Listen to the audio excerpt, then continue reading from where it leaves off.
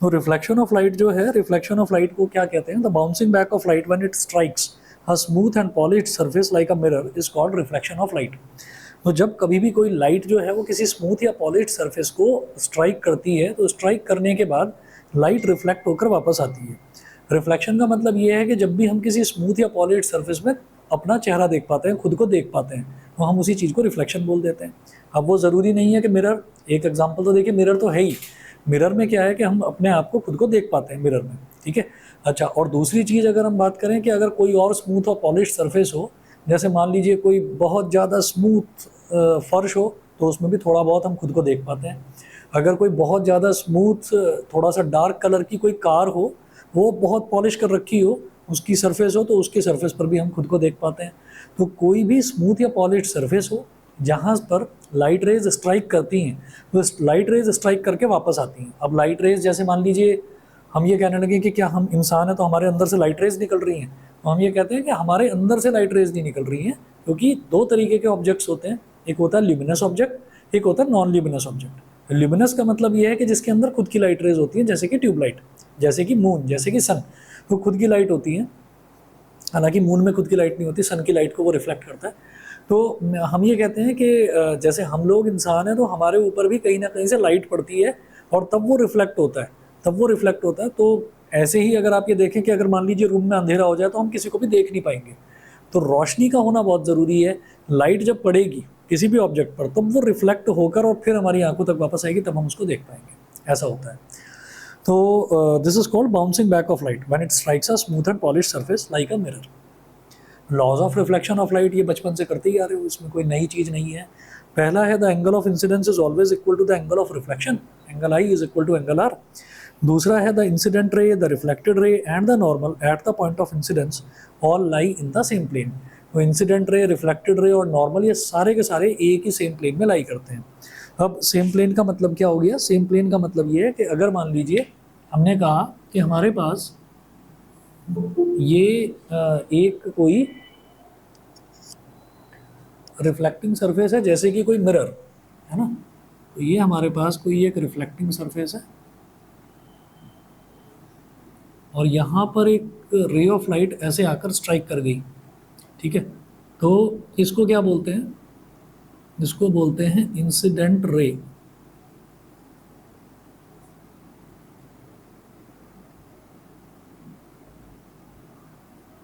इसको बोलते हैं incident ray.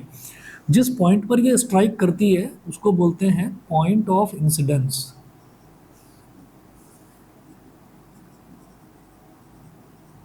Point of incidence. अच्छा, और जब ये स्ट्राइक करती है तो स्ट्राइक करने के बाद ये बाउंस बैक करती है। बाउंस बैक करने को ही हम कहते हैं कि रिफ्लेक्शन हो रहा है, तो ये कहलाती है रिफ्लेक्टेड रे। रिफ्लेक्टेड रे। अच्छा, और ये जो बीच में डॉटेड लाइन हमने बनाई है, तो हम क्या करते हैं, पॉइंट ऑफ इंसिडेंस पर एक परपेंडिकुलर ड्रॉप करते हैं। ये 90 डिग्री वाली लाइन है, परपेंडिकुलर है, इसी को हम बोल देते हैं नॉर्मल। नॉर्मल। तो इंसिडेंट रे और नॉर्मल के बीच में जो एंगल बनता है that is called angle of incidence I. Reflected ray और नॉर्मल के बीच में जो एंगल बनता है that is called angle of reflection r, ठीक है। तो पहला लॉ ये कहता है कि आपका एंगल ऑफ इंसिडेंस और एंगल ऑफ रिफ्लेक्शन ये दोनों के दोनों हमेशा इक्वल होंगे। और दूसरा लॉ ये कहता है कि incident ray, normal and reflected ray, ये तीनों की तीनों रेज जो हैं ये हम सेम प्लेन में, यानी कि हम सेम इस बोर्ड पर, या जैसे अगर आप अपनी नोटबुक में बना रहे हैं तो आप अपनी नोटबुक में बना सकते हैं, तो they all lie in the same plane, ठीक है ना।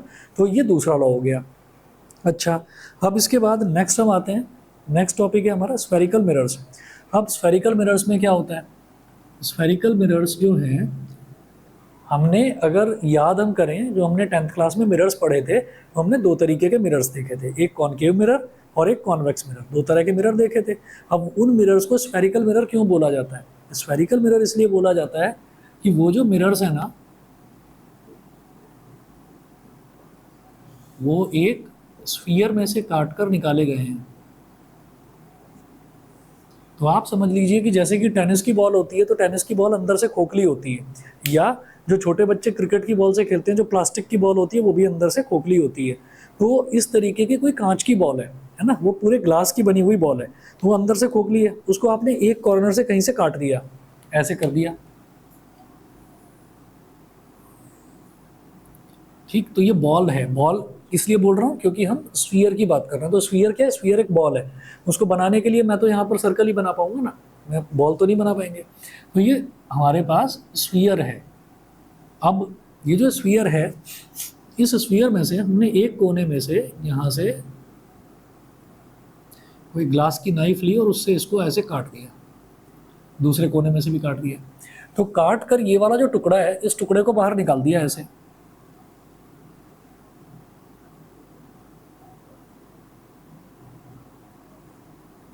इस टुकड़े को हमने बाहर निकाल दिया।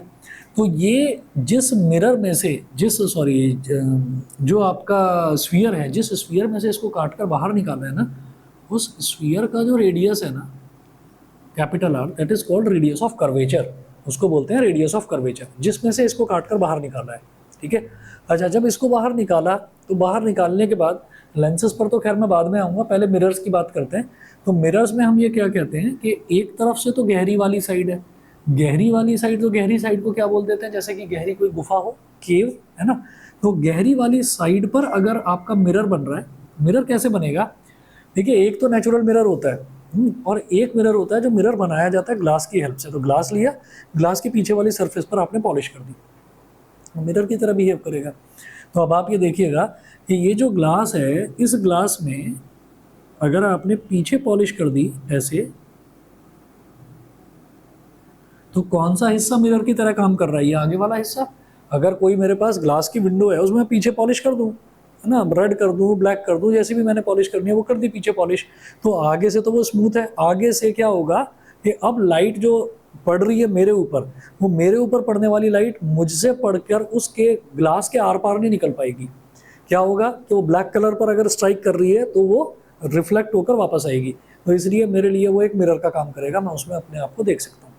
तो मिरर में कौन सी पॉलिश करी जाती है, जो एक ग्लास होता है ना, ग्लास के पीछे सिल्वर कलर की पॉलिश करी जाती है। सिल्वर कलर की पॉलिश इस वजह से करी जाती है ताकि आप आराम से अपनी इमेज, अपना चेहरा उसमें आप देख पाएँ। ठीक है। फिर उस सिल्वर कलर को प्रोटेक्ट करने के लिए एक रेडिश ब्राउन कलर की कोटिंग उसके पीछे करी जाती है। अब देखिएगा भी, तो ये वाला जो हिस्सा है, ये वाला हिस्सा मिरर की तरह काम कर रहा है, और ये वाला हिस्सा कौन सा है, ये गुफा वाला हिस्सा, गुफा यानी कि केव, तो इसलिए इसको बोल देते हैं भाई कॉनकेव। और ठीक इसका उल्टा, यानी कि जो बल्जिंग आउट सरफेस है, उभरी हुई सरफेस है, उसको बोल देते हैं कॉन्वेक्स मिरर। तो ये वाला जो है ये कहलाता है कॉन्वेक्स मिरर। ठीक है। तो देखिएगा वही चीज़ यहाँ पर मेंशन्ड है, अ spherical mirror is a reflecting surface which forms part of a hollow sphere, जो हॉलो स्फीयर में से काटकर एक छोटा सा टुकड़ा निकाला गया हो। ठीक है। अच्छा, उसके बाद आप ये देखिए कि ये दोनों तरफ मेंशन भी कर रखा है मैंने कि कॉनकेव मिरर ये है, कॉन्वेक्स मिरर ये है। Spherical mirrors are of two types. Concave mirror, a spherical mirror in which the outer bulge surface is silvered polished and the reflection of light takes place from the inner hollow surface is called concave mirror. जो अंदर वाली inner hollow यानी कि गहरी वाली surface पर जहाँ reflection होता है, that is called concave mirror, और आउटर बल्ज्ड सरफेस जो है उस पर सिल्वर कलर की पॉलिश कर दी जाती है। Convex mirror, a spherical mirror in which the inner hollow surface is polished and the reflection of light takes place from the outer bulged surface is called a convex mirror. तो उसको हम convex mirror, इसका ठीक उल्टा, this is called convex mirror. फिर कुछ definitions हैं, important हैं. Definitions in connection with spherical mirrors. Let APB be a principal section of a spherical mirror. Be a principal section of a spherical mirror. तो हम क्या कर रहे हैं, मैं यहाँ पर एक डायग्राम बनाऊंगा, उस एक डायग्राम से ही आपको सारी डेफिनेशन भी क्लियर होती चली जाएंगी। देखिएगा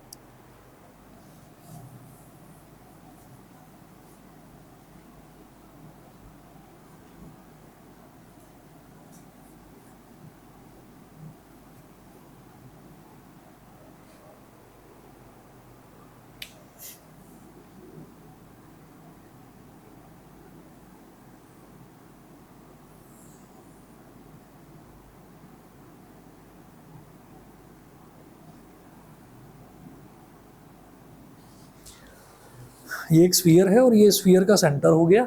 अब यहां से एक डायमीटर बना लीजिए जो कि बाहर तक निकल रहा हो, यानी कि ये क्या हो गया, सीकेंट हो गया। याद होगा ना, डायमीटर जो एक्सटेंड हो जाए आगे भी और पीछे भी, उसको सीकेंट बोल देते हैं।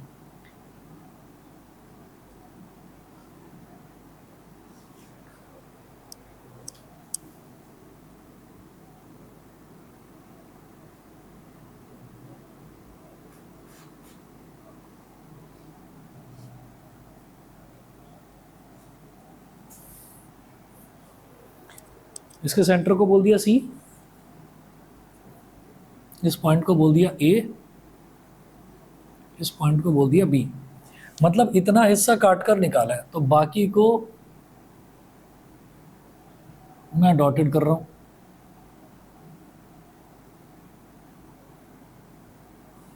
तो ये हो गया कि भाई इसमें से इस वाला ये पूरा का पूरा स्फीयर था, इसमें से काटकर इतना सेक्शन बाहर निकाला गया है। ठीक है, तो अब आप ये देखिएगा कि यहाँ पर हम ये कहेंगे, क्यों मैंने कहा कि चलिए हम कॉनकेव मिरर को लेकर चलते हैं, तो इसका मतलब जो बल्जिंग आउट सरफेस है इसको आपको पॉलिश करना पड़ेगा।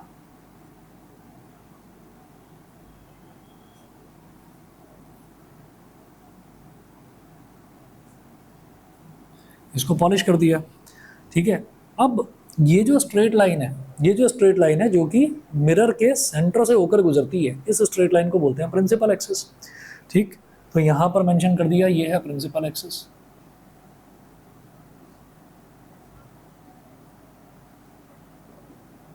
This is called principal axis. अच्छा, जो मिरर है, मिरर इतना है ए से लेकर बी तक, तो इसका जो टॉप मोस्ट पॉइंट है और जो बॉटम मोस्ट पॉइंट है, इन दोनों को ज्वाइन कर दिया। तो दोनों को ज्वाइन करने पर जो ये स्ट्रेट लाइन बनती है, इसको बोलते हैं कि ये मिरर का डायमीटर है। मिरर का डायमीटर, ये उस स्फेरिकल पोर्शन का डायमीटर नहीं है। स्फेरिकल पोर्शन का डायमीटर तो ये है, ये मिरर का डायमीटर है, इसको बोलते हैं एपर्चर।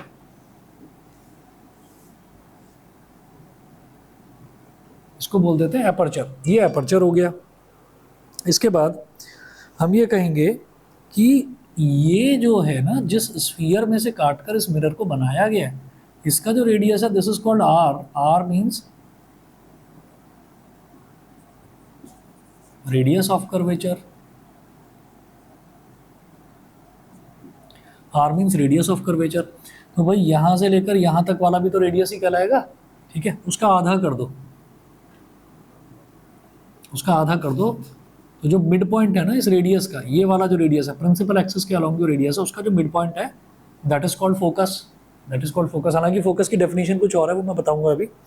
फोकस, एपर्चर हो गया, फोकस हो गया, रेडियस ऑफ कर्वेचर हो गया। This point c is called centre of curvature.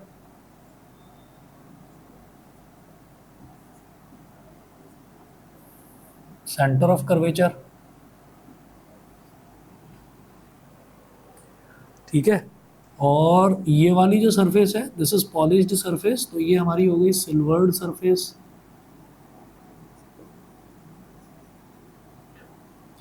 और ये वाला जो पॉइंट है मिरर का mid point, this is called capital P. Capital P means pole, इसको बोल देते हैं पोल। और ये अंदर वाली जो सरफेस है this is called reflecting surface. Reflecting surface मतलब रिफ्लेक्शन जो हो रहा है वो यहीं से होगा। मतलब अगर हमको अपना चेहरा देखना है या किसी भी ऑब्जेक्ट की अगर इमेज देखनी है, तो हम इस सरफेस में देखेंगे, रिफ्लेक्टिंग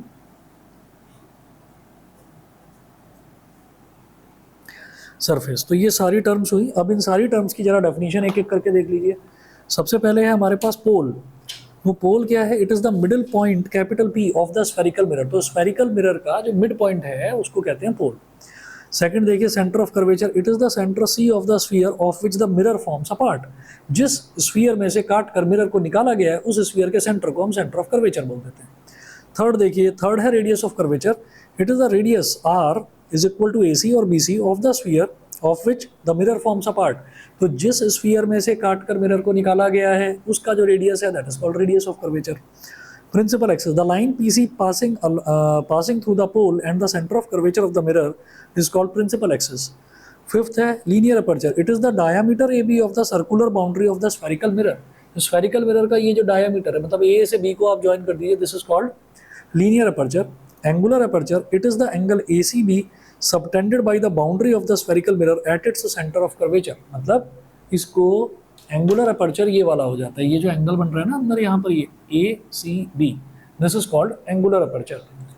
इसको कहते हैं एंगुलर अपर्चर। ठीक, उसके बाद आ जाइए प्रिंसिपल फोकस। तो प्रिंसिपल फोकस क्या होता है? फोकस क्या चीज़ होती है? मैं क्योंकि कॉनकेव मिरर की बात कर रहा हूँ, तो इस पर जितनी भी लाइट रेज हम स्ट्राइक करवाएंगे ना, वो लाइट रेज स्ट्राइक होने के बाद कन्वर्ज होंगी। कन्वर्ज होने का मतलब है एक जगह आकर इकट्ठी होंगी। वो जो एक जगह है ना, जिस जगह पर वो आकर, जिस पॉइंट पर वो आकर इकट्ठी होंगी, that point is called focus. ठीक है, तो सही डेफिनेशन फोकस की ये है, सुनिए। A narrow beam of light parallel to the principal axis either actually converges to or appears to diverge from a point F on the principal axis after reflection from the spherical mirror. This point is called principal focus of the mirror. This point is called principal focus of the mirror. अब जरा सुनिएगा कि यहाँ पर दो अलग अलग तरीके के हमारे पास मिरर होते हैं, एक होता है कॉनकेव मिरर और एक होता है कॉन्वेक्स मिरर। ठीक, तो ये दोनों के लिए एक जनरलाइज्ड डेफिनेशन बता दी है, बोल दिया है कि principal focus of the concave mirror of spherical mirror, sorry, तो स्फेरिकल मिरर बोल दिया, तो यानी कि कॉनकेव और कॉन्वेक्स दोनों पर बराबर एप्लीकेबल होगा ये। तो देखिए है क्या कि अच्छा, और दूसरी बात ये है कि इसको प्रिंसिपल फोकस क्यों बोल रहे हैं। मिरर के केस में सिर्फ फोकस भी बोल सकते हैं, लेकिन लेंस के केस में अगर प्रिंसिपल फोकस बोलेंगे तो वो ज़्यादा बेटर है, क्योंकि लेंस के केस में ना दो फोकस होते हैं। ठीक, तो वो उस पर मैं खैर बाद में आऊँगा, फिलहाल पहले मिरर देखते हैं। तो अगर मान लीजिए हमारे पास, हम जब भी कभी कोई भी मिरर बनाएंगे तो मिरर कुछ इस तरह से बनाएंगे कि कन्वेंशनली जैसे ये लेकर चलते हैं, कन्वेंशनली हम हमेशा ये लेकर चलते हैं कि ऑब्जेक्ट लेफ्ट में रखा हुआ है और मिरर जो है वो राइट में रखा हुआ है। तो आप ये समझिए कि हम सबसे पहले कॉनकेव की बात करते हैं, तो कॉनकेव मिरर को हमने ऐसे रख दिया,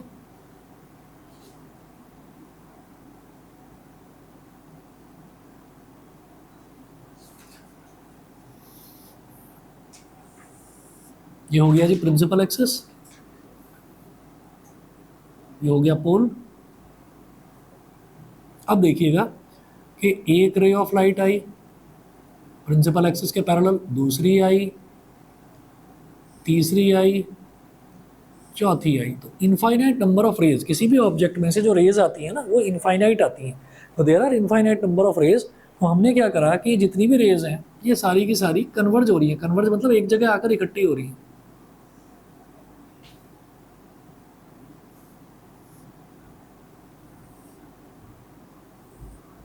तो एक ही पॉइंट से सारी की सारी निकल रही है, ये जो पॉइंट है, this point is called focus. तो इसमें क्या है कि all the rays of light are converging at a single point, तो दिस इज कॉल्ड फोकस। इसको बोलेंगे रियल फोकस।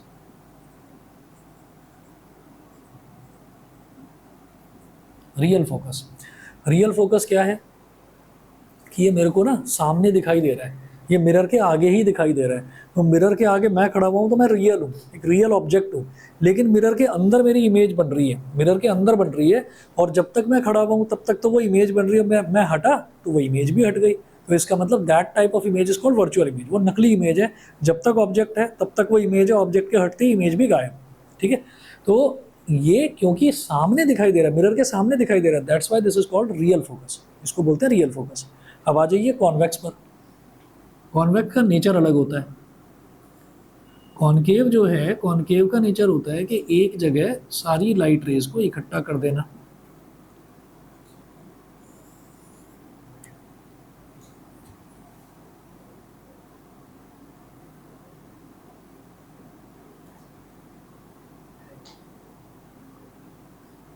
एक रे ऑफ लाइट आई, दूसरी आई, तीसरी आई, चौथी आई। तो जो ये रेज ऑफ लाइट है ये जब आएगी तो ये यहाँ से, इसका नेचर क्या होता है कॉन्वेक्स मिरर का, कॉन्वेक्स मिरर का नेचर होता है डाइवर्ज करना। डाइवर्ज करना मतलब फैला देना। ठीक है, आपने देखा होगा जब कार चलाते हैं तो कार की जो हेडलाइट होती है ना, या मोटर बाइक है, मोटर बाइक की जो हेडलाइट होती है उसमें दो तरीके की लाइट की मतलब ऑप्शंस होते हैं, एक तो लो बीम बोलते हैं, एक को हाई बीम बोलते हैं। ठीक है, तो जो लो बीम है, लो बीम पर जब आप चलाते हैं, अगर आपको दिखाई दे रहा है कि कोई रास्ता है उसमें बड़ा अंधेरा है ना, सड़क खराब हो सकती है, कहीं गड्ढा हो सकता है, तो आप क्या करते हैं लो बीम पर चलाते हैं उसको। तो लो बीम पर चलाने से होता क्या है कि वो सारी की सारी लाइट ना एक जगह आकर इकट्ठी होने लगती है। तो जब वो इकट्ठी होती है सारी की सारी लाइट, जब एक जगह आकर इकट्ठी होती है तो आपको ढंग से प्रॉपरली सड़क सामने की अच्छे से दिखाई देती है। तो इसको लो बीम बोलते हैं। और ये लो बीम किसकी वजह से होती है, ये होती है कि उसके अंदर एक कॉन्वेक्स मिरर लगा हुआ है, कॉनकेव मिरर लगा हुआ है, सॉरी, क्योंकि वो सारी लाइट को एक जगह इकट्ठा कर रहा है। तो आप ये कहेंगे यार मिरर कहाँ पर लगा हुआ है, वो तो आर पार दिखने वाला लेंस होता है। भाई अगर आप लाइट देखेंगे, कार की हेडलाइट देखेंगे या किसी बाइक की हेडलाइट देखेंगे, तो सामने तो वो ग्लास तो नहीं होता, खैर अब तो फाइबर की शीट आती है, वो फाइबर का बना हुआ होता है। तो हमने कहा हाँ जी वो तो लेंस है, लेकिन जहाँ बल्ब लगा रहता है ना अंदर, बल्ब जिस जगह पर लगा रहता है उसके पीछे ऐसी कर्व्ड सरफेस होती है, दुनिया की कोई भी गाड़ी, दुनिया की कोई भी बाइक उठा लीजिए, वो आगे से फैंसी डिज़ाइन वगैरह कुछ भी बना रखा हो, आगे से किसी का टेढ़ा बना रखा है, किसी को गोल बना रखा है, किसी को स्क्वायर शेप, रेक्टेंगल शेप बना रखी है, लेकिन अंदर जो बल्ब लगा हुआ होगा ना, जैसे मान लीजिए ये बल्ब लगा हुआ है, तो बल्ब इस तरह से लगा हुआ होता है, बल्ब के साइड में ऐसे एक मिरर लगा रहता है। वो मिरर क्या करता है कि बल्ब से जितनी भी रेज ऑफ लाइट ऐसे टक टक टक टक पीछे जितनी भी स्ट्राइक कर रही है, वो सारी की सारी यहाँ से जाकर निकलती है। ठीक है, और हाँ जी, हाँ जी। तो जब ये सारी की सारी लाइट रेज जब ये यहाँ से निकल, नहीं एलईडी में अलग चीज़ है, एलईडी में अलग चीज़ है, वो मैं अलग से बताऊंगा आपको। ठीक है, हाँ हाँ, उसमें अलग चीज़ होती है, उसमें बहुत छोटे छोटे बल्ब्स होते हैं, वो लाइट एमिटिंग डायोड होते हैं, एक्चुअली बल्ब भी नहीं होते, डायोड्स होते हैं, वो अलग चीज़ है। वो आजकल चल रहा है ना एलईडी प्रोजेक्टर हेडलैम्प्स, वो आते हैं गाड़ियों में आते हैं, वो बहुत दूर तक लाइट जाती है उसकी। तो मैं सिंगल बल्ब वाले की बात कर रहा हूँ। तो जैसे सिंगल बल्ब है, तो यहाँ से जितनी भी लाइट रेज आएंगी आएंगी वो सारी की सारी एक तरफ उसको कन्वर्ज कर देंगी। तो कन्वर्ज जब करेंगी तो सारी की सारी एक जगह आ जाएगी। अब हम ये चाहते हैं कि नहीं नहीं, हम तो इसको हाई बीम पर करना चाहते हैं। हाई बीम मतलब हम दूर तक देखना चाहते हैं। तो जब दूर तक देखने की बात होती है, तो इसमें से जो निकलने वाली लाइट रेज होती हैं, वो इस पीछे वाले सिस्टम को ऐसे एडजस्ट करती हैं कि ये जो बल्ब है, ये जो बल्ब है, इस बल्ब की रोशनी फोकस पर आकर टकराए, फोकस पर आकर टकराए। जब फोकस पर टकराती है तो वो उसको सीधी सीधी लाइट रेज फेंकती है, मतलब जब आपको बिल्कुल दूर तक का देखना है। ठीक, तो होता क्या है वो इस चीज़ में, मतलब कन्वर्जिंग का भी काम करता है, डाइवर्जिंग का भी काम करता है। तो डाइवर्ज का मतलब होता है लाइट को फैला देना। कैसे फैलाएगा वो देखिएगा, इसका नेचर है कि लाइट को फैलाता है, फैलाया मतलब ये ऐसे मुड़ गई लाइट, मुड़ी तो हमने ये कहा कि अच्छा चलिए मुड़ गई, तो जरा इसको पीछे एक्सटेंड करके देखते हैं। पीछे एक्सटेंड करा तो यहाँ मिली जाकर इस पॉइंट पर, फिर ये वाली लाइट रे है,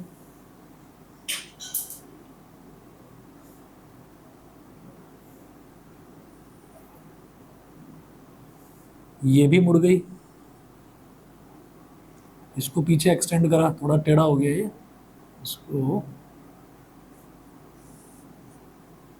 इसको पीछे एक्सटेंड करा तो ये यहाँ मिल रही है। फिर ये वाली जो लाइट रे है, इसको पीछे एक्सटेंड करा तो ये यहाँ मिल रही है, ये ऐसे जा रही है, इसको पीछे एक्सटेंड करा तो ये यहाँ मिल रही है। तो सारी लाइट रेज एक पॉइंट पर आकर मिल रही है, उसको हमने बोल दिया फोकस। ठीक है, तो जब हम ये चाहते हैं ना कि कोई हमारे पास ऐसी लाइट हो जो दूर तक लाइट फेंके, तो हम क्या करते हैं, हम उस बल्ब को लगाएंगे ही उसके फोकस पर।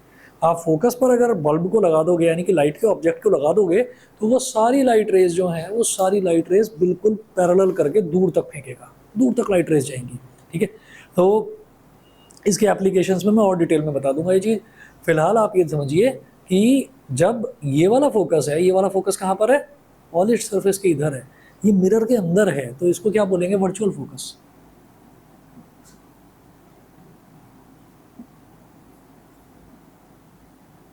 ये हो जाएगा वर्चुअल फोकस। तो वो हमारा कॉनकेव मिरर है, कॉनकेव मिरर में जो फोकस आएगा वो सामने की तरफ होगा, that is called real focus.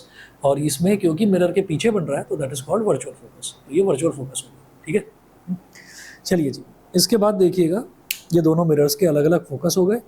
फिर बात करते हैं फोकल लेंथ। तो फोकल लेंथ बिल्कुल आसान है, ये पोल में और फोकस में, ये पोल है P, पोल और फोकस के बीच में जो डिस्टेंस है, it is the distance F is equal to PF between the focus and the pole of the mirror। उसके बाद focal plane, the vertical plane passing through the principal focus and perpendicular to the principal axis is called focal plane. तो focal plane ये होता है, focal plane ये होता है कि भाई लाइट रेज जहाँ पर हम चाहते हैं कन्वर्ज हों या जहाँ पर हम चाहते हैं डाइवर्ज हों, वो वहीं पर रहें, वो इधर उधर ना फैलें। तो ऐसा होता है कि जब कभी किसी फिल्म की शूटिंग चल रही होती है या किसी टीवी सीरियल की शूटिंग चल रही होती है, तो वहाँ पर बड़ी बड़ी लाइट्स लगाई जाती हैं। तो वो जो बड़ी बड़ी लाइट्स लगाई जाती हैं, उसमें क्या करा जाता है कि लाइट्स के पीछे का जो पोर्शन है, लाइट्स के पीछे का, क्योंकि लाइट की ये प्रॉपर्टी है, लाइट तो हर डायरेक्शन में फैलेगी, तो लाइट के जो पीछे का पोर्शन है ना, वो पीछे के पोर्शन में पूरा बड़ा पर्दा लगा दिया जाता है। ठीक है, पर्दा इस वजह से लगाया जाता है ताकि वो लाइट रे वहाँ टकराए और टकराने के बाद वापस इधर ही आ जाए, मतलब सारी लाइट रे एक जगह आ जाए जिस पर फोकस करा जाता है। तो ऐसा अगर कोई प्लेन तैयार कर दिया जाता है जो प्रिंसिपल एक्सिस के परपेंडिकुलर हो और इस प्लेन पर हो, ये वाला जो सामने वाला प्लेन है, वो ऐसे को हम फोकल प्लेन बोल देते हैं। ठीक है, फोकल प्लेन क्या होता है, जो प्रिंसिपल एक्सिस के पैरेलल एक प्लेन हो। आप सोचिए कि आपने एक बड़ी सी शीट ली है और उस शीट को प्रिंसिपल एक्सिस के पैरेलल आपने इस तरीके, प्रिंसिपल एक्सिस के परपेंडिकुलर आपने ऐसे लगा दिया, that is called focal plane. सही है जी, क्लियर। चलिए जी, ऑनलाइन वाले बच्चे बता दें यहाँ तक सारी टर्म्स क्लियर हैं?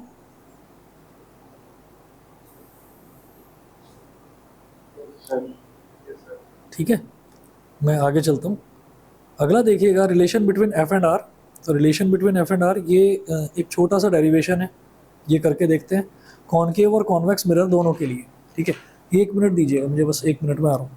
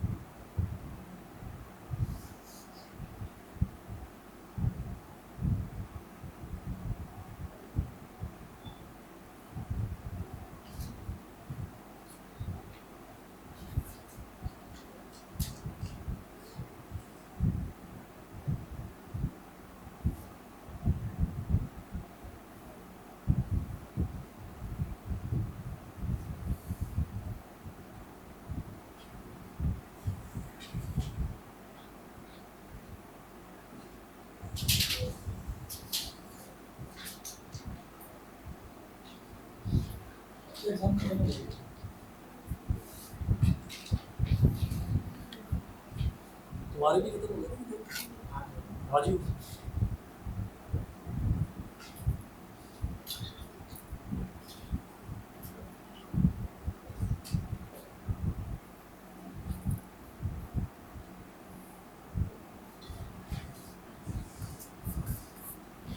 चलिए जी, नेक्स्ट टॉपिक हम देखेंगे relation between F and are. तो 10th क्लास में भी आपने relation between F and r देखा था कि जो फोकल लेंथ है, फोकल लेंथ हमेशा रेडियस ऑफ कर्वेचर का आधा होती है, f is equal to r upon 2। अब इस चीज़ का प्रूफ है, वो प्रूफ देखते हैं। यहाँ पर देखिएगा क्या दे रखा है, consider a ray AB parallel to the principal axis incident at point B of a spherical mirror concave और convex of small aperture. After reflection from the mirror, this ray converges to point F in case of a concave mirror और appears to diverge from point F in case of convex mirror. तो convex mirror में ऐसा लगता है कि rays of light जैसा focus से आ रही appears to diverge.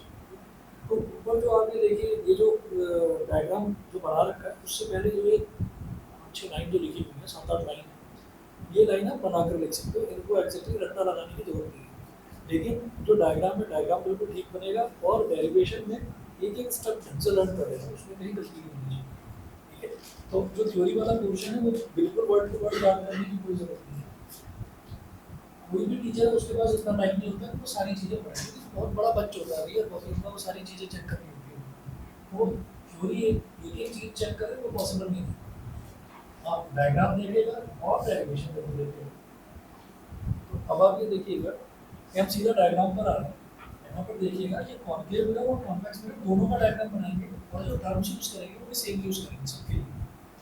देखिए कैसे, जैसे हमारे पास ये हो गई, जैसे मैंने बनाया कॉन्केव मिरर, हम हमेशा एक कन्वेंशन लेकर चलेंगे, यानी कि एक रूल लेकर चलेंगे कि रे ऑफ लाइट हमेशा लेफ्ट से ही आ रही है। ठीक है, तो कॉन्केव मिरर तो ये हो गया।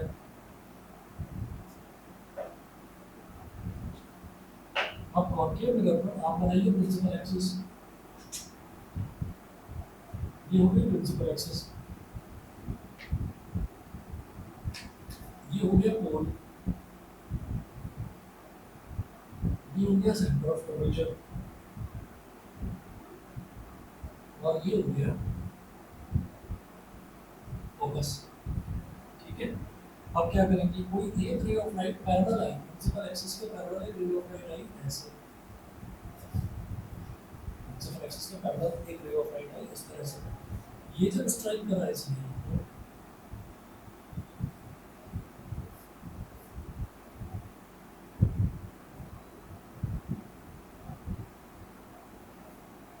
जब स्ट्राइक करा तो ये ऐसे गुजर गई, यहाँ से फोकस से गुजर गई। ठीक है, चलिए जी, उसके बाद क्या होता है, ये तो रूल है कि कोई भी रे ऑफ लाइट प्रिंसिपल एक्सिस के अगर पैरेलल आएगी तो वो फोकस से होकर गुजरेगी। ठीक है, उसके बाद हमने क्या करा, इनमें सेंटर ऑफ कर्वेचर से एक पॉइंट ऐसे ज्वाइन कर दिया, डॉटेड लाइन बनाई सेंटर ऑफ कर्वेचर से। तो सेंटर ऑफ कर्वेचर से जब हमने इसको ज्वाइन करा तो ये क्या कहलाएगा, रेडियस। भाई अगर मैं इसको ऐसे कंप्लीट करके एक स्फीयर बना दूँ तो ये सेंटर ऑफ कर्वेचर क्या होता है, उसी स्फीयर का सेंटर, और उसको हमने इस तरह से ज्वाइन कर लिया तो ये क्या कहलाएगा, ये रेडियस कहलाएगा, रेडियस ऑफ कर्वेचर। और सुनिए, जब हम ये कहते हैं कि ये कर्व सरफेस है, ये कोई मिरर है, ये तो मिरर है, ऐसे तो हम पूरा कंप्लीट बना सकते हैं। तो हमने ये कहा कि कोई यहाँ पर सेंटर है और यहाँ से हमने इसको ऐसे ज्वाइन कर दिया, अभी तो ज्वाइन करा, दिस इज नॉट रेडियस, अभी तो रेडियस है, रेडियस पर टेंजेंट ड्रॉप करो, टेंजेंट, ठीक, तो टेंजेंट ड्रॉप करा तो ये क्या हो गया, टेंजेंट और रेडियस के बीच में 90 डिग्री का एंगल बनता है।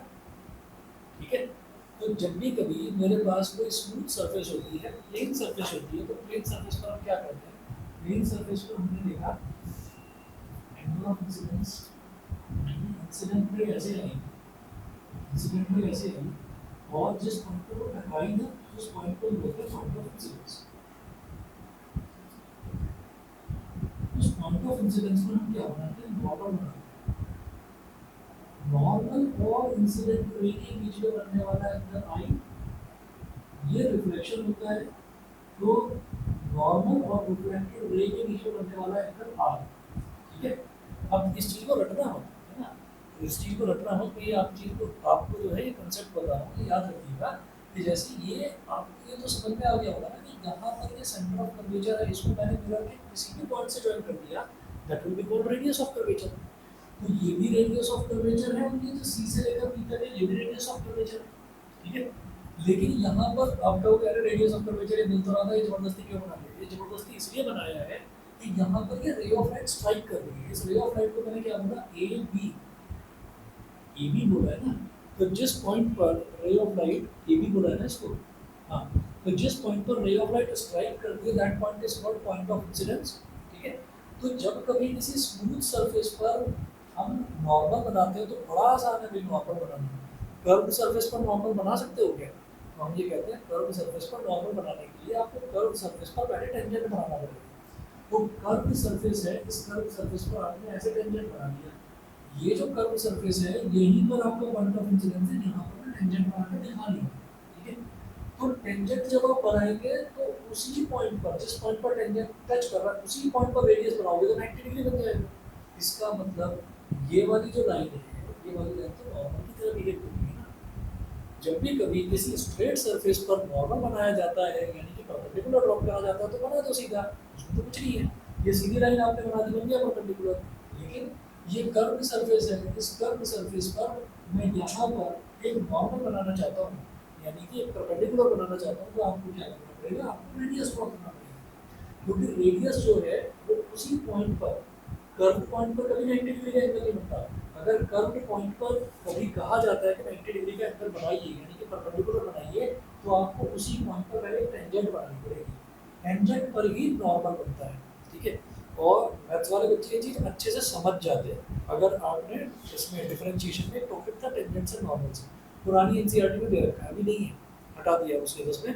तो आप हमेशा ये याद रखिएगा, एक कर्व सरफेस पर अगर आपको एक परपेंडिकुलर बनाना है ना, तो पहले जिस पॉइंट पर आप परपेंडिकुलर बनाना चाहते हैं पहले उस पॉइंट पर टेंजेंट बनेगा, और फिर वो टेंजेंट बन गया तो यानी कि स्ट्रेट लाइन बन गई, बना दो उस पॉइंट पर। तो जब ये कर्व सरफेस है, जब ये कर्व सरफेस है, मैं इसी पॉइंट पर नॉर्मल परपेंडिकुलर बनाना चाहता हूँ, तो मैंने कहा कि चलो इसी पॉइंट पर आप एक टेंजेंट बनाओ, तो आपने ऐसे करके टेंजेंट बना दिया इसी पॉइंट। जब टेंजेंट बनाया तो अब आप ये कहेंगे कि भाई जब 90 डिग्री का एंगल बनाना है तो सोचना ही नहीं कुछ, रेडियस बना लो, रेडियस और टेंजेंट के बीच में 90 डिग्री का ये एंगल होता है। तो इसका मतलब क्या हुआ, ये तो ओरिजिनल कंसेप्ट था। अब याद रखने वाली चीज़ क्या है, स्फेरिकल मिरर में सेंटर ऑफ कर्वेचर से आने वाली जो लाइन होती है, स्फेरिकल मिरर में सेंटर ऑफ कर्वेचर से आने वाली जो लाइन है वही नॉर्मल, समझिए कि वही नॉर्मल है। आपका मन करे तो चाहे नंबर टेंजेंट बना लो, चाहे ऐसे ओरिजिनल कंसेप्ट ये है। अब आगे सुनिए, आगे क्या है कहानी, भाई ये सेंटर ऑफ कर्वेचर से आने वाली लाइन है, यानी कि दिस इज नॉर्मल। ये क्या है, इंसिडेंट रे, तो इंसिडेंट रे नॉर्मल के साथ क्या बनाएगी, एंगल ऑफ इंसिडेंस। ये क्या है, रिफ्लेक्टेड रे, ये नॉर्मल के साथ क्या बनाएगी, एंगल ऑफ रिफ्लेक्शन, रिफ्लेक्शन, ठीक है। तो ये आई हो गया, ये आर हो गया। दूसरा हम ये मान लेते हैं कि ये जो नॉर्मल है ये प्रिंसिपल एक्सिस के साथ में एंगल बनाएंगे अल्फा, समझे, मान लिया है सब, आपकी मर्जी, आप मानना चाहो बीटा मानना चाहो बीटा, अल्फा मान लीजिए। आगे चलो,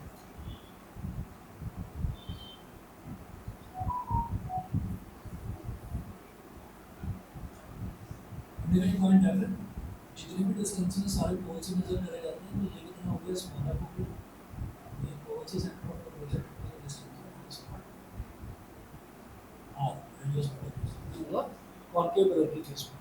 अब आ जाओ जरा कॉन्वेक्स में,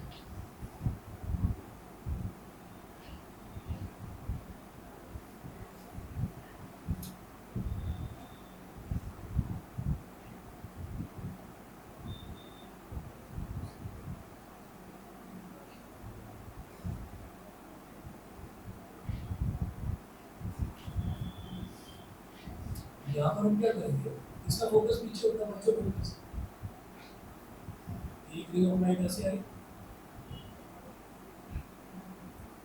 और ये ऐसे डाइवर्ज होगी जैसे कि फोकस से ऊपर आ,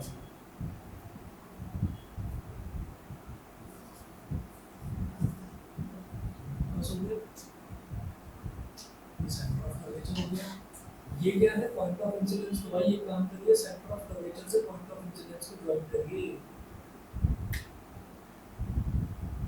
सेंटर ऑफ कर्वेचर से, सेंटर ऑफ कर्वेचर से पॉइंट ऑफ इंसिडेंस को यहाँ पर ज्वाइन करा था,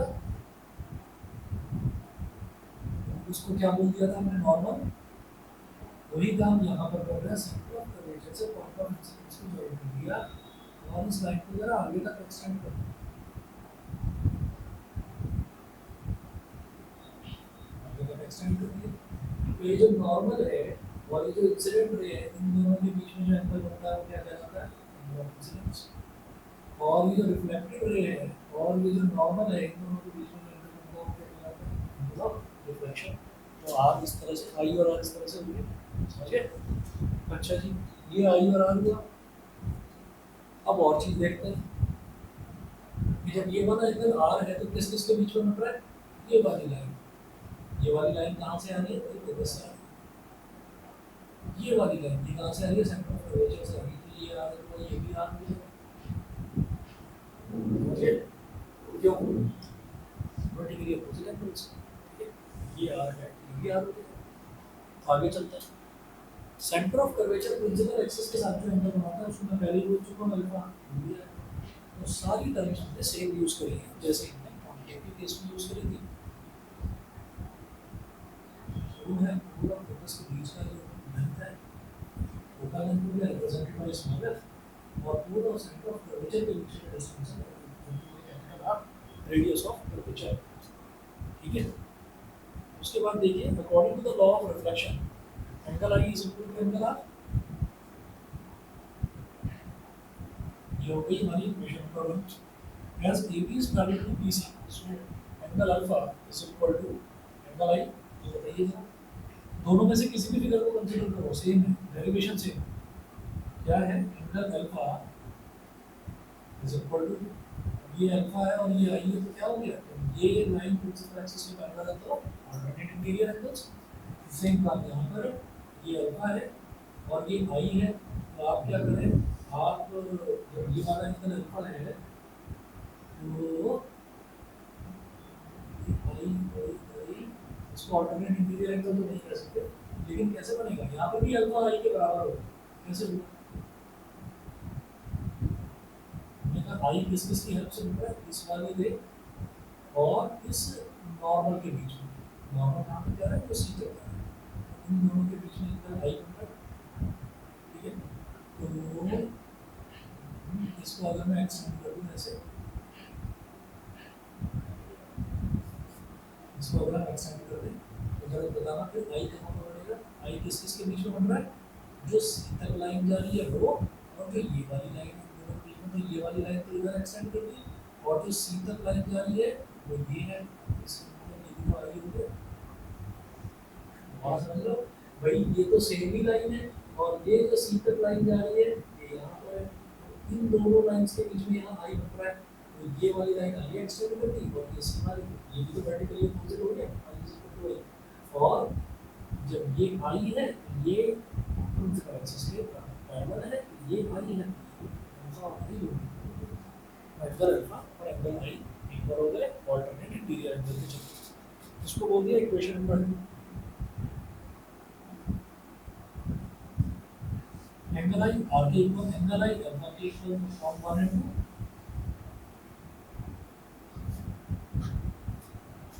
angle r is equal to angle alpha, r is equal to angle alpha, इसलिए सी एफ एफ बी के इक्वल हो गया, कैसे, एंगल आर एंगल अल्फा के इक्वल है, तो sides opposite to equal angles of a triangle are equal, तो जब एंगल अल्फा और एंगल आर इक्वल है तो अल्फा के सामने वाली साइड ये बी एफ और आर के साइड वाली सामने वाली साइड बी एफ, दोनों इक्वल होंगे, तो सी f is equal to f b, इसमें से c f is equal to, example आप देख लीजिए लिखा होगा कि the sides of an isosceles triangle, ये हो गया। For a mirror of small aperture, mirror of small aperture, small aperture मतलब कि बहुत बड़ा मिरर नहीं ले रहे, छोटा मिरर ले रहे हैं, for a mirror of small aperture FP is equivalent to FP, FP is equivalent to FP, मतलब F से लेकर B तक का जो FP डिस्टेंस है ये लगभग FP के इक्वल है, हमने कहा FP is equivalent to FP, it implies that CF is equal to FP, ये समझ गए, ये जो FB है ये FP के इक्वल है, FB FP के इक्वल है, तो FB की जगह आप FP डाल दीजिए इस इक्वेशन, तो CF is equal to FP आपको, बोलो समझ गए, क्लियर है। अभी तक क्या यूज करा, ये तो लॉ ऑफ रिफ्लेक्शन है, angle I is equal to angle R, angle alpha is equal to angle I, ये मेंशन कर रखा है मैंने, ऑल्टरनेट इंटीरियर एंगल है, दिखाई दे रहा है, और दोनों इक्वेशंस को कंपेयर करा तो R is equal to alpha हो गया, जब एंगल आर और एंगल अल्फा इक्वल है तो इनके अपोजिट साइड्स यानी कि CF और FP के दोनों इक्वल हो जाएंगी, और हम ये कहेंगे मिरर का अपर्चर अगर कम है छोटा है तो FP और FP लगभग लगभग बराबर होगा, तो अब हमें FB की जगह FP लिखना है, तो CF is equal to FB की जगह FP लिखना है, CF is equal to FP लिखना है, ठीक है। अब सी एफ जो है वो एफ टी के इक्वल है, तो हो गया ना। जो सी पी है लिखिएगा, C P is equal to C F plus F T, C F plus F T. तो C P is equal to C F को, तो सी एफ को लिख दो एफ टी और एफ टी को एफ टी है, सही है ना, क्योंकि सी एफ और एफ टी इक्वल है, तो सी एफ को एफ टी लिख दिया, एफ टी को एफ टी रख दिया, क्या हो गया c P is equal to twice of f T. C p क्या है, सी से लेकर पी तक का डिस्टेंस कैपिटल है, एफ टी क्या है, एफ से पी तक का डिस्टेंस स्मॉल है, आर ये रिलेशन होता है। इस फोकल लेंथ का डबल कर दिया जाए तो रेडियस ऑफ कर्वेचर एक बता देगा, बस ये करना था, ये f is equal to r, सही है। बस इतना कर लीजिए, बाकी जो रूल्स हैं इमेज ड्रॉ करने के वो रूल्स नेक्स्ट क्लास में कराते हैं, इमेज फॉर्मेशन भी देखते हैं। मेरी कोशिश रहेगी मिरर में निपटा दूंगा नेक्स्ट क्लास में।